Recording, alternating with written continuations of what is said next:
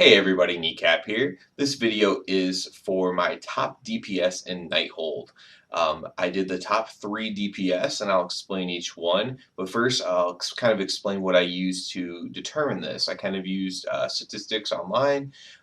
Basically, I used general statistics, what people's score was, gear, how much gear someone has to how much damage they're putting out on average. And then it broke down individual fights. So I used Scorpion as an AoE fight, I used Croesus as a single target fight, and I used Botanist as a cleave fight. I thought those were the best representations of those, and that's what I chose to use. So, and I kind of weighted all those things equally, and then came up with what I came up with. Some other things could be argued when you have a cutoff point, so I'm doing top 3. There's going to be a 4 or 5 that, people can make a very valid argument to get in there. However, I just did a top 3, so that's just kind of what it is. Coming in at number 3, I have Demon Hunters. Obviously, Havoc. Demon Hunters are the best single target thing currently. Before any changes were to happen. So for Croesus, for example, they're putting out kind of the best numbers. They also have very high score overall, which is because they can compete in AoE fights as well. Demon Hunters aren't at the top of AoE fights, but they are competitive in that. So when you combine the few AoE fights that they are, like Spellblade, Scorpion, while they can remain competitive in those and then stay towards the top at your Croesus or your Star Augur or Gul'dan or other fights, while you're staying at the top of those, though that's why they came in third. Now you could argue even higher for Demon Hunters, granted, but me personally, I'm going with third for them mostly because of their single target dominance right now. Coming in at number 2, I have Warriors. Now this is Warriors in general. Single target wise, doing very well.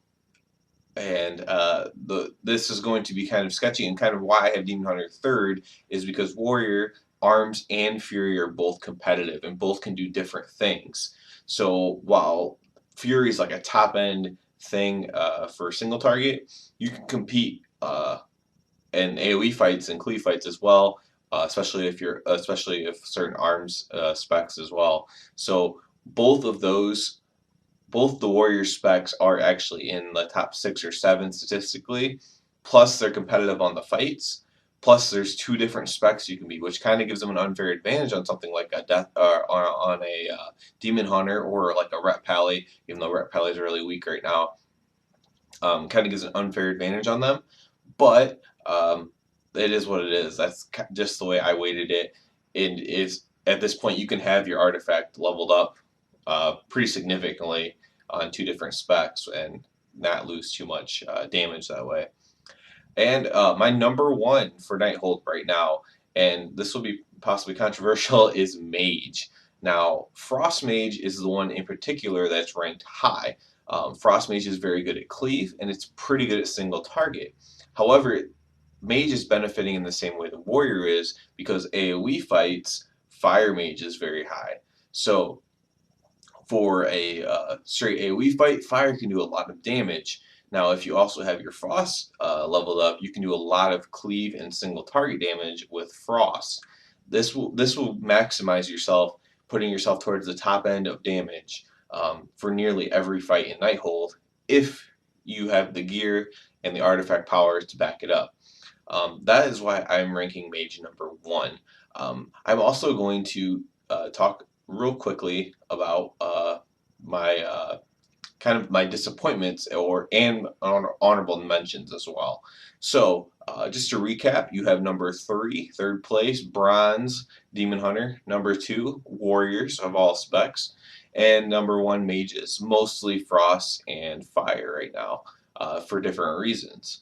So, honorable mention, I wanted to shout out Shadow Priest, because Shadow Priests are still really strong. They can do really good single target and really good cleave. The straight AoE isn't quite as good for a lot of them, but it's still not bad either. Shadow Priest could easily be in the top 3. They just weren't overall that high, so I just couldn't put them in. They only have the one DPS spec as well, so that hurts them as well. So there's no switching to a different DPS spec to get your numbers higher for a certain boss. There's nothing a Shadow Priest can do about that, but I did want to give them an honorable mention.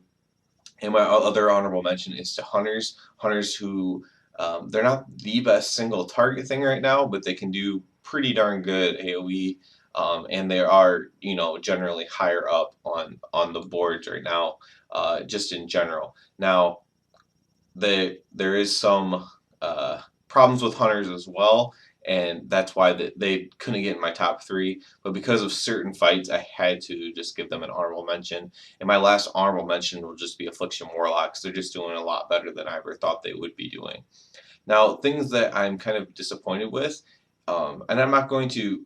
It's going to be Ret Paladin and kind of DPS Druids. I don't think now. Granted, DPS Druids have two different. They can be melee or ranged, obviously. So I'm a little disappointed in them because of the fact that they're kind of lower end in most fights compared to other people with similar gear and um, opportunity, I guess. And then the other one is Retribution Paladin, which is what I play. Ranked one of the lowest things, so your damage per gear score. None of the top parses are from Ret Paladins in any fight. You have to normally scroll down to at least 20, 30 before you see your first Ret Paladin.